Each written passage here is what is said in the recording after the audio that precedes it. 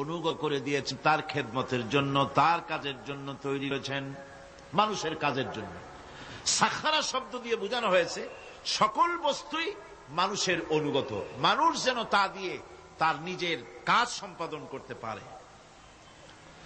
অন্য আয়াতে বলা হয়েছে আল্লাহুল্লাযী খালাকাস সামাওয়াতি ওয়াল আরদা ওয়া আনজালা মিনাস সামাই মাআন ফাআখরাজা বিহি মিনাস সামারাতি রিজকান লাকুম ওয়া সাখখারা লাকুমুল ফুলকা লিতাজরি ফিল বাহরি বিআমরিহি ওয়া সাখখারা লাকুমুল আনহার।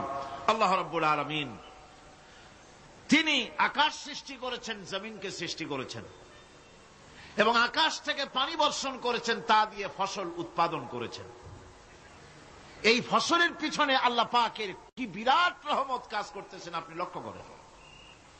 কাদার ভিতরে, কর্দমাক্ত জমিনের ভেতরে আপনি বীজ বপন করেছেন, কর্দমাক্ত জমিনের ভেতরে বীজ বপন করে বাড়ি গিয়ে আপনি ঘুমিয়ে আছেন। আল্লাহ পাকের রহমত, তার কুদরত, ওই বীজ থেকে পাতা উদ্গত করে দিয়েছেন, শিকড় মাটির ভেতরে চলে গিয়েছে, পাতাগুলি নরম, সবে পাতাগুলি গজিয়েছে,